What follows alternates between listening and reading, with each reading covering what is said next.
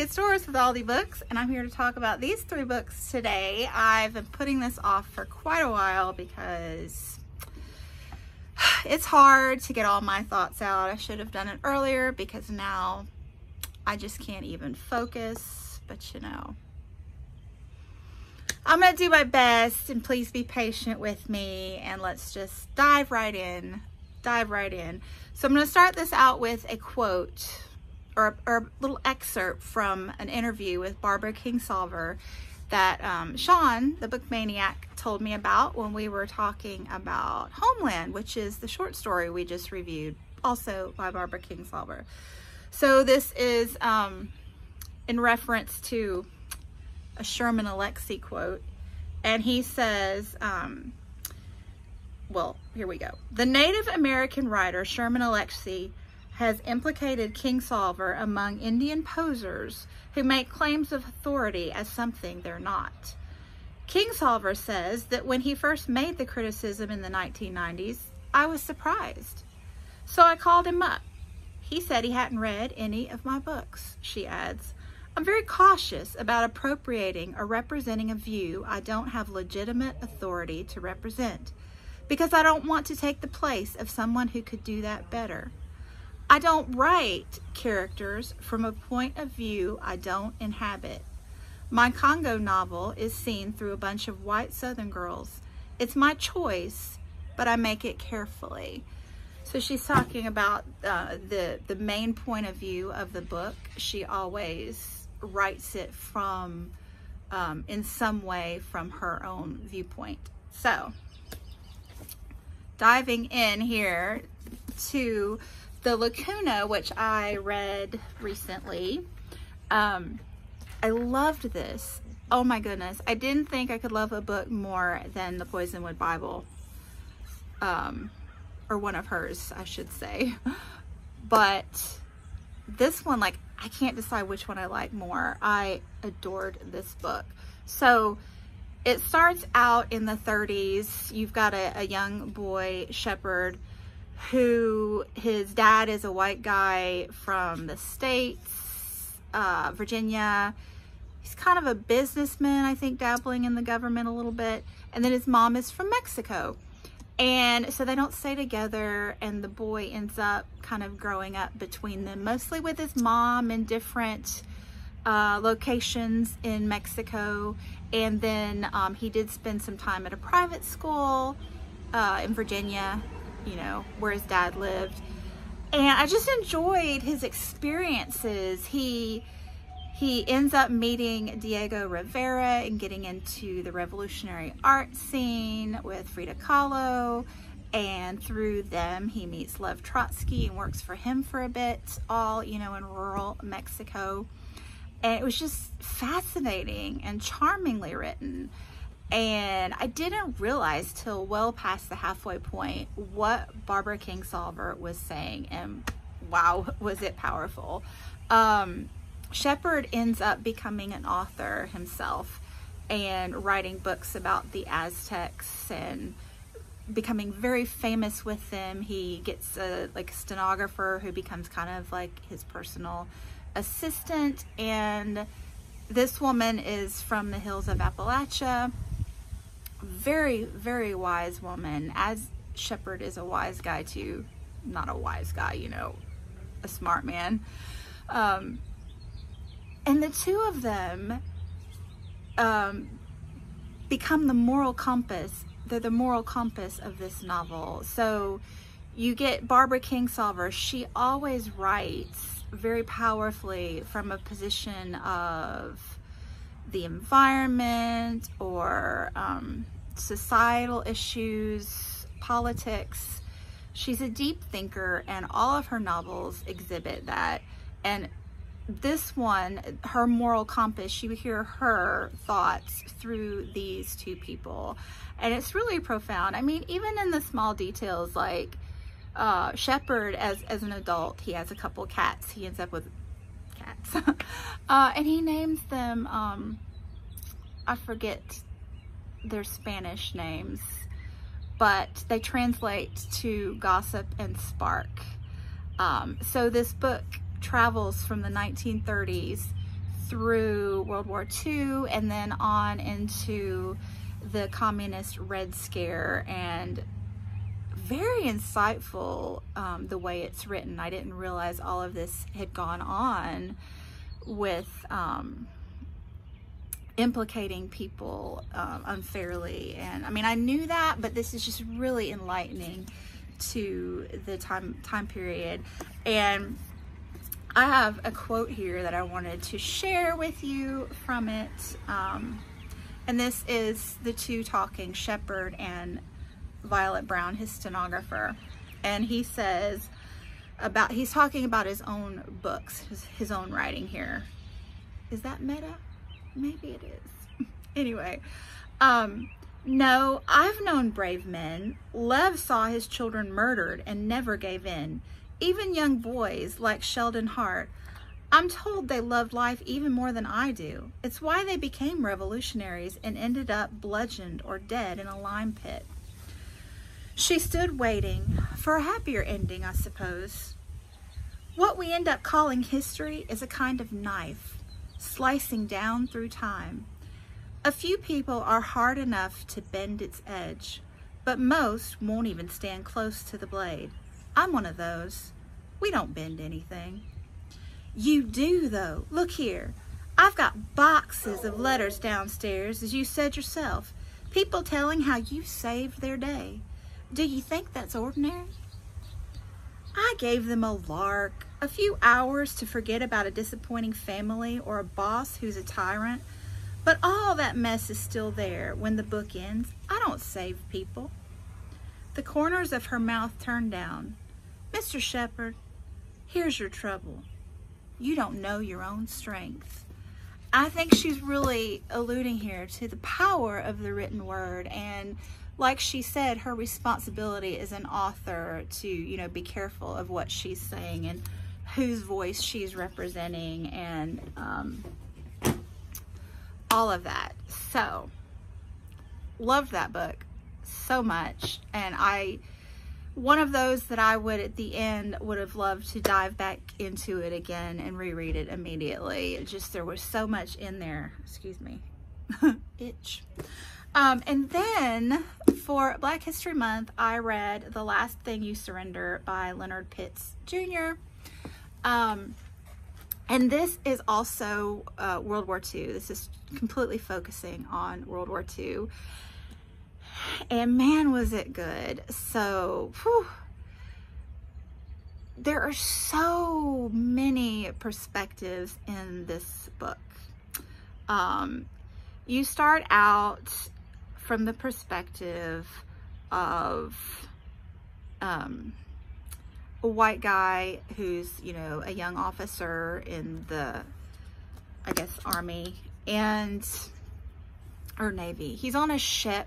The ship has been hit, Pearl Harbor, they're all drowning, and this guy, this soldier, this white guy, is saved by a black man, a cook, and the cook ends up dying in that same moment in time. And so our young officer ends up looking up his wife when he gets back and recovered. Thelma is her name. And so this story is the two of them, and they provide the moral compass of this story. And our author here, Leonard Pitts, has so much to say. So this book, I did pick up on it immediately, that he's showing all the points of view of racism and how racism affected World War II. And that's why there's so many points of view represented in this book, because there are so many ways that racism exhibited during that time period, and obviously today. But Pitts does it so elegantly that I didn't mind him doing that. So you have Thelma's brother, who witnessed his parents lynched on their property when he was 11 years old, and how angry that's made him through his life. You've got the officer, his father, who I forget his ethnicity, but he's moved to the States as a young man and worked his whole life to get rid of his accent so that he can pass as, you know, white as the people living in the States, if that makes sense. You've got him traveling to a small town in the South where this lynching happened, and the people he meets there, and how he realizes that he's turned his back on his own heritage for no good reason because he's still not being accepted. Just, you know, so many characters. They end up working in the shipyards when African Americans were allowed to work in factories because they needed them for the war efforts. But the racism they still had to deal with in that environment. You meet another, you know, rickety old white guy from the South who's beating his wife, and the wife is just this gentle spirit who befriends Thelma, our black protagonist, and it's just really rich in characters and characterization, and you just, Leonard Pitts has this way of writing the characters so you're immediately emotionally connected with them. It's just, he's really good at that. Now, I will say it's very graphic.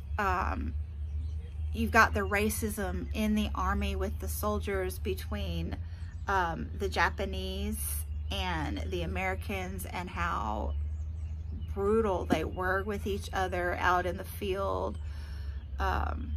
There's rape. It's really bad. It's really bad. And it's like machine gun fire, the way these bad things keep happening. And usually, a lot of the times, I don't like that. I feel like it's kind of gratuitous. But in this case, it's kind of an epic narrative. It's like when you take, you know, a 500-page novel and make a 2-hour movie out of it, and you have to kind of condense things down. So he's taken the entirety of World War II and condensed it into a 500-page novel. And so that kind of rapid fire narrative needed to happen to get his story and his thoughts across. But I really respected what he said here and how he just effectively said it through all of these different voices. It was fabulous. And then we have this one. So this is, I don't think I even need to say what this is. But I will in a nutshell. This is a very modern novel set in Mexico. And our main character, her entire family is wiped out brutally by a drug cartel in the opening chapters. And the rest of the novel, she and her young son, who also survives, are trying to make their way to the States to get away from the drug cartel. And instead of getting there through what we would expect normal methods, she decides to ride the train and cross the border through those channels with the other immigrants that are riding. And yeah. So I tried to start this with an open mind, but I never engaged with the characters. The mother is just emotionally tone deaf. You're supposed to, I guess, feel that she's in shock by what's happened, but I never connected with that. Her son is even worse. She writes him as, he's all over the place. He never maintains his personality. Like, it just goes up and down according to her plot needs at the moment. He might be very precocious in one moment with tourists or with young girls that he's met on this train. At other moments, he's practically nonverbal because, you know, we're supposed to think he's in shock. He's just all over the place, all over the place. And, you know, riding this train, they're riding on top of it through the countryside. And I happen to have read Enrique's Journey, which is, you know, Pulitzer Prize winning. I think it was the Pulitzer. It's an award-winning nonfiction piece about this actual migration of immigrants from Central America through Mexico and into the States. And this book is just following that same journey. I'm not saying that she plagiarized it, but I'm saying that she used that source material aggressively. And for that reason, it was very boring for me because it wasn't anything new. And the story itself, like I'd already read that story, so this one didn't bring anything new to the table. And she wasn't able to control the tension in the story either. So, you know, it was supposed to be this big escape with the drug cartel on her trail, and there wasn't any tension in it. So she kept having to interject gratuitous violence and drama that really wasn't all that related to her narrative and the point that she was trying to get across, sort of. I guess she had a point. So you'd have random miscarriages and rape scenes and suicide, just for drama, because there wasn't enough in the actual story that she was telling. She doesn't have control of her characters. She doesn't have control of the plot, the tension, any of it. And I would argue that she doesn't have control of any point that she's trying to get across here. So this is touted as the Grapes of Wrath for our time, and this epic immigrant story that's supposed to tug at the heartstrings of America. But the problem with it is it doesn't have a moral compass. And she's not writing from a perspective that she really inhabits herself. And it's just obvious. It's obvious. So I have a quote from this one as well. And you can see where you don't know what she's trying to say here because she's all over the place. So, this is right on the border between the U.S. and Mexico here. They've gotten to that point in the journey. And she says, well, the narrative says, "It's behind this wall, stretching high up into the sky, that the American flag moves stiffly in the mild wind. Only a few feet away from it, on this side of the fence, a Mexican flag also flies." "See," Beto says, pointing to the Mexican flag, "this is the whole problem, right? Look at that American flag over there. You see it? All bright and shiny. It looks brand new. And look at ours. It's all busted up and raggedy. The red doesn't even look red anymore. It's pink. It's like we don't have any pride, like we don't even care," Beto is saying. "I mean, why does their flag have to be so much higher? How hard would it be to get a taller flagpole?" I mean, I just felt so uncomfortable reading that because, I mean, yes, this is a story that she made up And yes, she has a right to make up and write any story from whatever, but authors are speaking through the works that they put out, and these two, I feel like, were very careful with the message that they were sending. And even though, you know, Barbara Kingsolver, being a white woman writing a story partially set in Mexico, she made sure that she was speaking from her voice.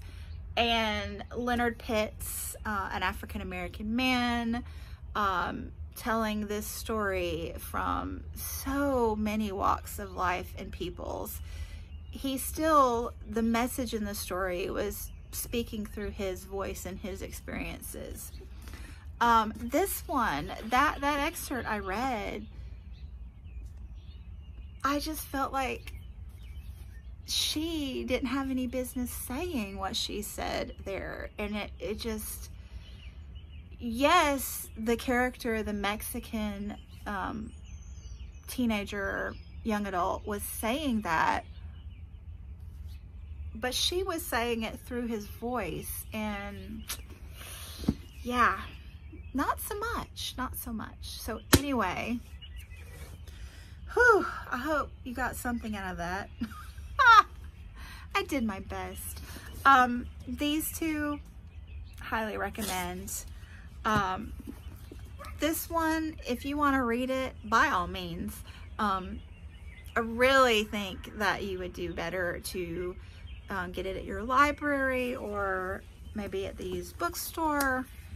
Yeah. So, thanks so much for watching, and I will be back soon. Bye.